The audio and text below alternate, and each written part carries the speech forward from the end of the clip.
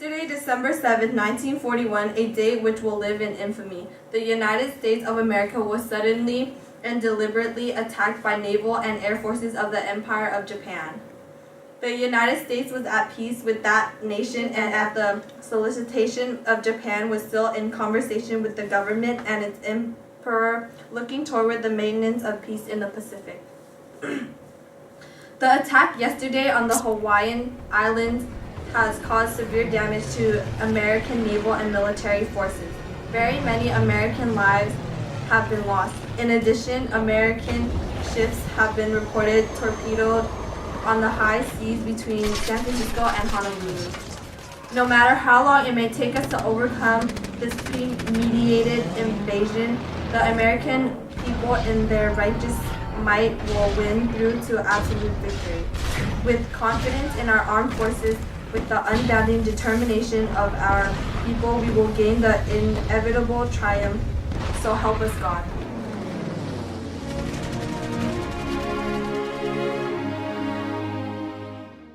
How's your army? It's fine. But the other guys, they weren't so lucky. Yeah, that attack was really bad. Those Japanese, look at you. Well, at least we don't have to deal with them in this country anymore. Yeah, that's true. Well, they're gone now, so I need to start packing if we're going to be moving into the new house. Right. I'm actually really excited to be moving into the new house, though. We finally start a new family and settle down. I'm excited too. The house is really cheap, but that was only because it belonged to one of those Japs. Yeah, well, it's time for you to rest up, and I'll continue packing. Alright. Thanks.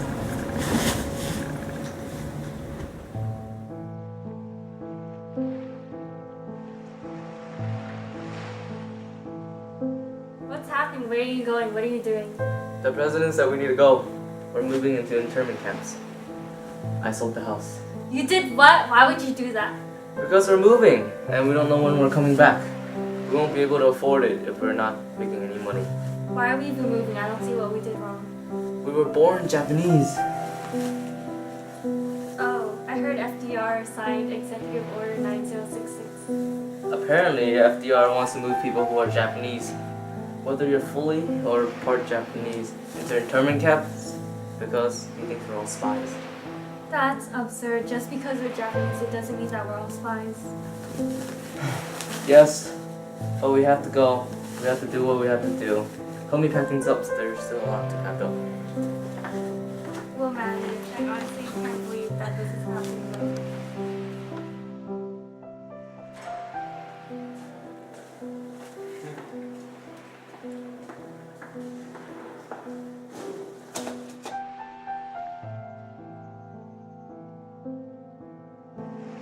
No matter how much I clean this house, there will always be dust.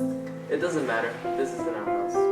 Yeah, it does. It gets into our nose, ears, and mouth. We'll be out of here soon. Yeah, I'm sure we will. The war will end soon and we'll be happily back home. Oh, it's time to eat more slop. When will this torture end? I can't stand eating this stuff.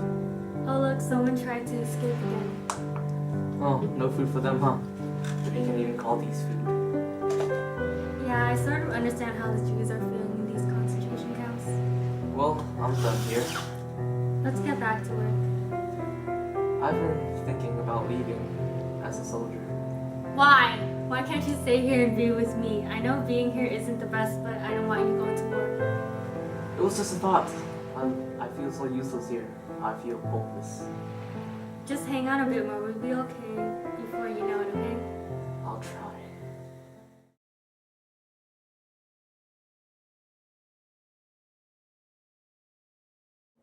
The members of Congress and distinguished guests, my fellow Americans, we gather here today to right a grave wrong.